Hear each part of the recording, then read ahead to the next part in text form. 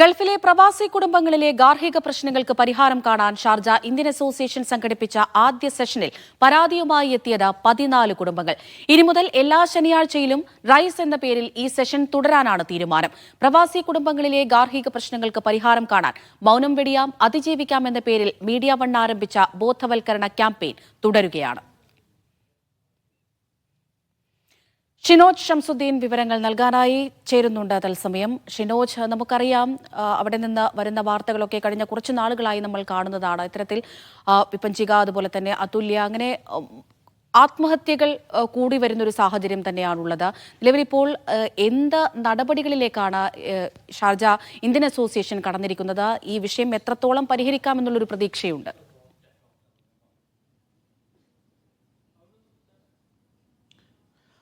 അമൃത, ഇത്തരം പ്രശ്നങ്ങൾ നേരിടുന്നവർക്ക് മനസ്സ് തുറക്കാൻ ഒരു ഇടമില്ല എന്നുള്ളതാണ് വലിയ ഒരു പ്രശ്നമായിട്ട് പലരും ചൂണ്ടിക്കാണിച്ചിരുന്നത്.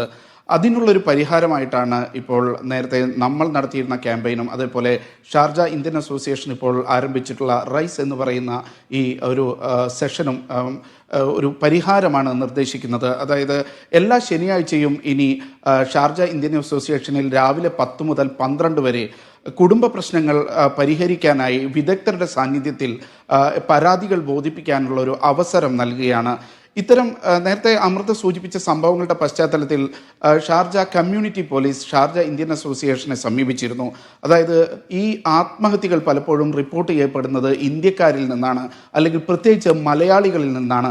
അപ്പോൾ ഇതിനൊരു പരിഹാരം കാണണമെങ്കിൽ ഷാർജ ഇന്ത്യൻ അസോസിയേഷൻ പോലുള്ള വലിയ കൂട്ടായ്മകൾക്ക് മാത്രമാണ് അതിന് സാധിക്കുക. അപ്പോൾ അവരുമായി സംവദിക്കാനും ഇത്തരം പ്രശ്നങ്ങൾ അഭിസംബോധന ചെയ്യാനും ഒരു വേദി ഉണ്ടാക്കണം എന്ന് അവർ ആവശ്യമുന്നയിച്ചിരുന്നു. ഇതിൻ്റെ അടിസ്ഥാനത്തിലാണ് ഇപ്പോൾ ആദ്യത്തെ സെഷൻ ഇന്ന് നടന്നത്. ഈ സെഷനിലേക്ക് ഇനി കമ്മ്യൂണിറ്റി പോലീസ് അതേപോലെ തന്നെ ഷാർജ ദുബൈ ഇന്ത്യൻ കോൺസുലേറ്റിലേക്ക് അധികൃതർ എത്തുന്നുണ്ട്. ഇന്ന് നടന്നത് എന്തൊക്കെ പ്രശ്നങ്ങളാണ് ഈ കുടുംബങ്ങൾ അഭിമുഖീകരിക്കുന്നത് എന്നുള്ള ഒരു ചർച്ചയായിരുന്നു. പ്രത്യേകിച്ച് 6 കൗൺസിലർമാർ അവിടെ പങ്കെടുത്തിരുന്നു. മനഃശാസ്ത്ര വിദഗ്ധരായ കൗൺസിലർമാരാണ് ഇവരോട് സംവദിച്ചത്. ഇവരുടെ പ്രശ്നങ്ങൾ പഠിച്ച് അടുത്ത ഘട്ടത്തിലേക്ക് ഇനി ഇവർക്ക് നിയമസഭ സഹായമാണ് വേണ്ടതെങ്കിൽ അത്തരത്തിൽ നിയമസഹായം നൽകുക, അതിന് ഷാർജ പോലീസിനെ ഇടപെടിക്കുക, അതോടൊപ്പം തന്നെ ഇന്ത്യൻ കോൺസുലേറ്റിനെ ഇടപെടിക്കുക തുടങ്ങിയ ഘട്ടങ്ങളിലേക്കാണ് ഇനി കടന്നു പോകാനുള്ളത്. സൂചിപ്പിച്ചതുപോലെ തന്നെ പ്രശ്നങ്ങൾ തുറന്നു പറയാനൊരു വേദി കിട്ടുന്നില്ല, അല്ലെങ്കിൽ അങ്ങനെ നമുക്കൊരു അവസരം കിട്ടുന്നില്ല എന്നുള്ളത് തന്നെയാണ് ഇത്തരത്തിലുള്ള മരണങ്ങളിലേക്കും ആത്മഹത്യയിലേക്കും ഒക്കെ കടക്കുന്നത് എന്ന് നമുക്ക് അറിയാവുന്നത് തന്നെയാണ്. ഇന്നത്തെ ഷാർജ കോൺസുലേറ്റിന്റെ ഈ ഒരു പരിപാടി നോക്കുകയാണെങ്കിൽ ഇന്നത്തെ ഈ ഒരു ദിവസം മാത്രം 14ഓളം കുടുംബങ്ങളെങ്ങാനും പരാതിയുമായി വന്നിട്ടുണ്ടെന്ന് തോന്നുന്നു. അപ്പോൾ വരും ദിവസങ്ങളിൽ അത് ഏത് രീതിയിലായിരിക്കുമെന്ന് അതിന്റെ ഒരു സീരിയസ്നെസ് നമുക്ക് മനസ്സിലാക്കാൻ കഴിയുന്നതേ ഉള്ളൂ. അപ്പോൾ എങ്ങനെ എല്ലാ ആഴ്ചയിലും ഇതുപോലെ ഉണ്ടാകുമോ, സെഷനുകൾ ഉണ്ടാകുമോ? എല്ലാ ശനിയാഴ്ചയും രാവിലെ 10 മുതൽ 12 വരെയാണ് ഇപ്പോൾ ഇതിന് സമയം കണ്ടെത്തിയിട്ടുള്ളത്. എല്ലാ ആഴ്ചയും ഇത്തരത്തിൽ അതിന് കോൺടാക്ട് ചെയ്യാനുള്ള ഇമെയിൽ ഐ.ഡിയും അതേപോലെ തന്നെ ഒരു ലാൻഡ് ഫോൺ നമ്പറും നൽകിയിട്ടുണ്ട്. ആ നമ്പറിലേക്ക് വിളിക്കുന്നവർക്ക് അടുത്ത സെഷനിൽ വരാനും അധികൃതരെ കാണാനും അതേപോലെ തന്നെ ഒരു കൗൺസിലിംഗ് ആണ് ആവശ്യമെങ്കിൽ ആ കൗൺസിലിങ്ങിൽ പങ്കെടുക്കാനുമുള്ള അവസരമാണ് ഷാർജ ഇന്ത്യൻ അസോസിയേഷൻ നൽകുന്നത്.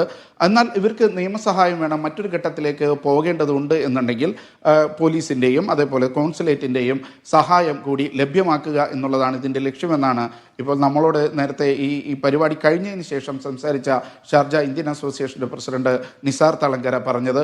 ചില ഘട്ടങ്ങളിൽ ചില കാര്യങ്ങളിൽ പോലീസിൻ്റെ ഇടപെടൽ വേണ്ടിവരും, അല്ലെങ്കിൽ കമ്മ്യൂണിറ്റി പോലീസിൻ്റെ അതേപോലെ ഫാമിലി അഫയേഴ്സ് ഡിപ്പാർട്ട്മെൻറ്റിൻ്റെ ഒക്കെ ഇടപെടൽ ആവശ്യമുള്ള കേസുകളും ഇത്തരത്തിലേക്ക് വരുന്നുണ്ട്. കോൺസുലേറ്റ് ചില കേസുകൾ നാടുമായി ബന്ധപ്പെട്ടതാണ്, നാട്ടിലെ സ്വത്ത് തർക്കങ്ങളുമായി ബന്ധപ്പെട്ടത്, അല്ലെങ്കിൽ അവിടെ ഉള്ള പ്രശ്നങ്ങൾ, ഇപ്പോൾ മകനും അമ്മയുമായിട്ടുള്ള പ്രശ്നങ്ങൾ, അങ്ങനെ തുടങ്ങിയ വളരെ കോംപ്ലക്സ് ആയിട്ടുള്ള കേസുകളും ഇക്കൂട്ടത്തിൽ വരുന്നുണ്ട് എന്നാണ് നമുക്ക് മനസ്സിലാക്കുന്നത്.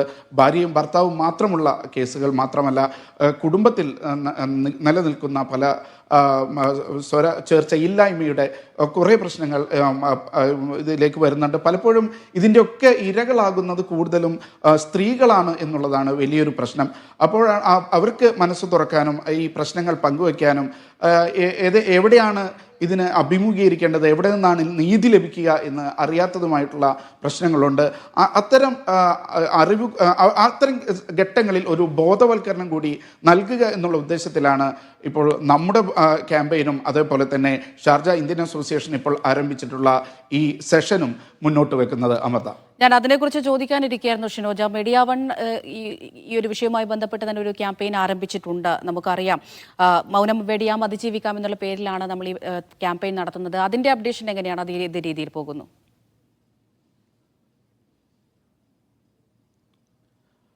വിവിധ സാമൂഹിക സംഘടനകളുമായി കൈകോർത്തുകൊണ്ട് തന്നെയാണ് മീഡിയ വൺ ഇത്തരമൊരു ക്യാമ്പയിനുമായി മുന്നോട്ട് പോകുന്നത്. ഇതുമായി നിരവധി മനഃശാസ്ത്രജ്ഞർ നമ്മോട് സഹകരിക്കുന്നുണ്ട്. ഓരോ ദിവസവും നമ്മൾ ഇതുമായി ബന്ധപ്പെട്ട വിവരങ്ങൾ കൈമാറുന്നുണ്ട്. പ്രത്യേകിച്ച് ബോധവൽക്കരണമാണ് ഇതിൻ്റെ അടിസ്ഥാനം എന്നുള്ളത് കൊണ്ട് ഏത് തരത്തിലാണ് ഇതിനെ നേരിടേണ്ടത്, ഒരു മരണമല്ല അല്ലെങ്കിൽ ജീവൻ ഒടുക്കിക്കൊണ്ടല്ല ഇത്തരം സംഭവങ്ങളോട് പ്രതികരിക്കേണ്ടത്, മറിച്ച് മൗനം വെടിയുകയും ഇത് തുറന്നു പറയേണ്ടിടത്ത് പറയുകയും ചെയ്യുക എന്നുള്ളതാണ് ഇതിൻ്റെ ആദ്യഘട്ടം എന്നുള്ള നിലയ്ക്കാണ് ബോധവൽക്കരണ പരിപാടികൾ മുന്നോട്ട് പോകുന്നത്. പലപ്പോഴും ഇപ്പോൾ വിഭജികയുടെ കേസും അതേപോലെ തന്നെ അതുല്യയുടെ കേസും എടുക്കുകയാണെങ്കിൽ മരണത്തിന് ശേഷമാണ് ഇവർ ഇത്തരം ബുദ്ധിമുട്ടുകൾ അനുഭവിച്ചിരുന്നു, ഗാർഹിക പീഡനം അനുഭവിച്ചിരുന്നു എന്നുള്ള വാർത്തകൾ പുറത്തു വരുന്നത്. അതും നാട്ടിൽ ഇവരുടെ മാതാപിതാക്കൾ പോലീസിനോടും അധികാരികളോടും മാധ്യമങ്ങളോടുമൊക്കെ ഇക്കാര്യങ്ങൾ തുറന്നു പറയുമ്പോൾ അല്ലെങ്കിൽ അതിൻ്റെ വീഡിയോ പുറത്തു വിടുമ്പോഴൊക്കെയാണ് ഇത്തരം ബുദ്ധിമുട്ടുകൾ ഇവർ അനുഭവിച്ചിരുന്നു എന്നുള്ളത് അറിയുന്നത്. അടുത്ത സുഹൃത്തുക്കൾക്ക് പോലും വലിയ ബുദ്ധിമുട്ട് താൻ അനുഭവിക്കുന്നു, ജീവൻ ഒടുക്കേണ്ടി വരുന്ന രീതിയിലേക്ക് മാനസിക സംഘർഷത്തിലാണ് തങ്ങൾ എന്നുള്ളത് തുറന്നു പറയാൻ കഴിയാത്ത ഒരവസ്ഥ പലർക്കും ഉണ്ട് എന്നുള്ളതാണ് ഒരു യാഥാർത്ഥ്യം. ഒരു സംശയം ചോദിക്കട്ടെ, അവിടുത്തെ നിയമവശത്തെ കുറിച്ച് വലിയ ധാരണയില്ലാത്തതുകൊണ്ട് ചോദിക്കുന്നതാണ്. ഇപ്പോൾ വിഭജികയുടെ കാര്യമായാലും ശരി, അല്ലെങ്കിൽ അതുല്യയുടെ കാര്യമായാലും ശരി, നേരത്തെ തന്നെ ഭർത്താവിന്റെ ഭാഗത്തു നിന്നൊക്കെ ഗാർഹിക പീഡനം ഇവർ അനുഭവിച്ചിരുന്നു എന്നുള്ള കാര്യം മരണത്തിന് ശേഷമാണ് അത് നമ്മൾ അറിയുന്നത്, മാധ്യമങ്ങൾ അറിയുന്നത്, അതുപോലെ തന്നെ അല്ലെങ്കിൽ സമൂഹം അറിയുന്നത്.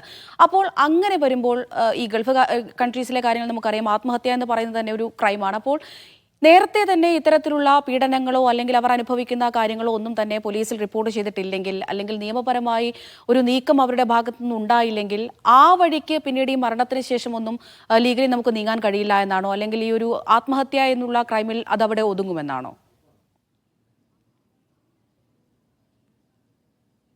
അങ്ങനെ ഒരു പ്രശ്നം നിലനിൽക്കുന്നുണ്ട്. കാരണം നേരത്തെ ഇത്തരമൊരു കേസ് അവിടെ ഇല്ലെങ്കിൽ എന്തുകൊണ്ട് മരണകാരണം എങ്ങനെ എന്നുള്ള അന്വേഷണത്തിലേക്കാണ് കാര്യങ്ങൾ നീങ്ങുക. പലപ്പോഴും മരണകാരണം ആത്മഹത്യ തന്നെയായിരിക്കും എന്നുള്ളതാണ് ഒരു ദൗർഭാഗ്യകരമായ അവസ്ഥ. അപ്പോൾ നേരത്തെ പരാതി നിലവിലുണ്ടെങ്കിൽ, അതായത് ഗാർഹിക പീഡനം ഉണ്ടായിരുന്നു, അത്തരം കേസുകൾ നിലനിൽക്കുന്നുണ്ട്. ഇപ്പോൾ പലരും ഇതിന് ശേഷമാണ് ദേഹത്ത് പാടുകളുണ്ടായിരുന്നു, മുറിവേറ്റ പാടുകളുണ്ടായിരുന്നു എന്നുള്ളതൊക്കെ ചൂണ്ടിക്കാണിക്കുന്നതും പോലീസിൻ്റെ മുന്നിൽ എത്തുന്നതും ഒക്കെ. പക്ഷേ ഈ മരണത്തിന് കാരണമാകുന്നത് ആ മുറിപ്പാടുകളോ അല്ലെങ്കിൽ ആ മർദ്ദനങ്ങളോ അല്ല എന്നുള്ളത് കൊണ്ട് മരണകാരണം ആത്മഹത്യ തന്നെയാണ് അല്ലെങ്കിൽ ജീവൻ ഒടുക്കിയതാണ് എന്നുള്ള ഒരു അവസ്ഥയിലേക്ക് ഫോറൻസിക് റിപ്പോർട്ടും പോസ്റ്റ്മോർട്ടം റിപ്പോർട്ടും ഒക്കെ എത്തുമ്പോൾ മറ്റ് നിയമ നടപടികളിലേക്ക് കടക്കാൻ കഴിയാത്തൊരവസ്ഥയുണ്ട്. പക്ഷേ മരണത്തിന് മുമ്പ് എവിടെയെങ്കിലും ഇവർ ഈ പരാതി ഉന്നയിച്ചിരുന്നുവെങ്കിൽ ആ പരാതിയുടെ തുടർച്ചയായിട്ടെങ്കിലും ഈ കേസിനെ മുന്നോട്ട് കൊണ്ടുപോകാൻ അവരുടെ ബന്ധുക്കൾക്ക് സാധിക്കുമായിരുന്നു. ഈ രണ്ട് കേസിലും അതുണ്ടായില്ല എന്നുള്ളത് നേരത്തെ കൃത്യമായി പരാതിപ്പെട്ടിട്ടില്ല എന്നുള്ളത് കൊണ്ടാണ്. ഈ അതുല്യയുടെ കേസിൽ തന്നെ പലപ്പോഴും പോലീസിനെ വിളിക്കുകയും പോലീസ് വരുന്നതിന് മുമ്പ് ഈ രണ്ടുപേരും ഇത് ഒത്തുതീർപ്പാക്കി കേസുകളിലേക്ക് കടക്കുന്നില്ല എന്നുള്ളതുമാണ്. മറ്റൊരു പ്രശ്നമുള്ളത്, പലപ്പോഴും ഭർത്താവിനെതിരെ പരാതി പറയാൻ പ്രവാസി കുടുംബത്തിലെ വനിതകൾ തയ്യാറാവാറില്ല. കാരണം പലപ്പോഴും അവരുടെ ഭർത്താവിൻ്റെ ഡിപ്പെൻഡൻ്റ് വിസയിലായിരിക്കും ഭാര്യയും മക്കളും ഒക്കെ. അപ്പോൾ ഭർത്താവ് ഏതെങ്കിലും കാരണവശാൽ ജയിലിൽ പോവുകയോ അല്ലെങ്കിൽ പിടിയിലാവുകയോ ചെയ്താൽ പിന്നെ ഞങ്ങൾ എങ്ങനെ മുന്നോട്ട് പോകും എന്നുള്ളൊരു ആദി പലപ്പോഴും ഈ കുടുംബിനികൾക്കുണ്ട്. വരുമാനം നിലച്ചു പോകുമെന്ന ആദി കുടുംബങ്ങൾക്കുണ്ട്. പല സ്ത്രീകൾക്കും ചിലപ്പോൾ അവർ ജോലിക്കാരായിരിക്കണം എന്നില്ല. എന്നില്ല. പക്ഷേ ചില കേസുകളിൽ നിലനിന്നുകൊണ്ട് തന്നെ നിയമ പോരാട്ടം നടത്തിക്കൊണ്ട് തന്നെ വിജയിക്കാവുന്ന സാധ്യതകൾ ഉണ്ടായിരുന്ന കേസുകളുണ്ട്. അതിൽ പോലും ചിലർ മരണം വരിച്ചു എന്നുള്ളൊരു ദുഃഖകരമായ അവസ്ഥയും നമുക്കിടയിൽ ചർച്ച ചെയ്യേണ്ടതുണ്ട്. അമൃത, അതെ, അത് തന്നെയാണ് ചർച്ചയാകേണ്ടതും. ഇപ്പോൾ മീഡിയ വണ്ണിന്റെ ക്യാമ്പയിന്റെ ഭാഗമായി ഷിനോജ് പല നിയമവിദഗ്ധരെയും അതുപോലെ തന്നെ സൈക്കോളജിസ്റ്റിനെയും സൈക്കാട്രിസ്റ്റിനെയും ഒക്കെ അവരെയൊക്കെ സമീപിച്ചിട്ടും കാര്യങ്ങൾ അറിഞ്ഞിട്ടും ഒക്കെ ഉണ്ടല്ലോ. ഇവരെന്താണ് ഈ വിഷയത്തെക്കുറിച്ച് പറയുന്നത്?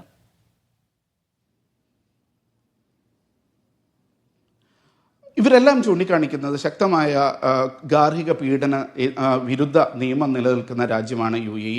അവിടെ 111 എന്ന് എല്ലാവർക്കും 999 എന്ന് എല്ലാവർക്കും അറിയാവുന്ന പോലീസിൻ്റെ നമ്പറിൽ തന്നെ വിളിച്ച് റിപ്പോർട്ട് ചെയ്യാവുന്ന കാര്യങ്ങളാണിത്. പോലീസ് എവിടെയാണ് ഈ സംഭവം നടന്നത് എന്ന് അറിയിക്കുമ്പോൾ അവിടെ എത്തുകയും ഈ സംഭവങ്ങൾ ഉണ്ടായ ഉടനെ തന്നെ റിപ്പോർട്ട് ചെയ്ത് അത് രേഖയാക്കി മുന്നോട്ട് കൊണ്ടുപോകാൻ കഴിയുന്ന ഒരു സാഹചര്യം ഉണ്ടായിട്ടും പലരും അതും ചെയ്യുന്നില്ല എന്നുള്ളതാണ് ഈ നിയമവിദഗ്ധരൊക്കെ ചൂണ്ടിക്കാണിക്കുന്നത്. അതുപോലെ തന്നെ വിസയുടെ കാര്യത്തിലായാലും ഇവിടെ നിലനിന്നുകൊണ്ട് കേസ് നടക്കുമ്പോൾ അവർക്ക് UAE-യിൽ തന്നെ നിലനിൽക്കാനും കേസ് മുന്നോട്ട് കൊണ്ടുപോകാനും ജീവനാംശം പോലുള്ള കാര്യങ്ങൾ ലഭ്യമാക്കാനുമുള്ള നിയമ വ്യവസ്ഥിതി ഇവിടെ ഉണ്ട്. പക്ഷേ എന്തുകൊണ്ട് അതിനേക്ക് സമീപിക്കുന്നില്ല? അതിനുള്ളൊരു ധൈര്യക്കുറവ് പലരും പ്രകടിപ്പിക്കുന്നു എന്നാണ് നിയമവിദഗ്ധർ പറയുന്നത്. ഇത് കുറെ കൂടി ലളിതമായി ഇവരെ ബോധവൽക്കരിക്കുക എന്നുള്ളതാണ് ഇപ്പോൾ ഈ സമയത്ത് ആവശ്യമായി വരുന്നത് എന്നാണ് ഇവർ ചൂണ്ടിക്കാണിക്കുന്നത്.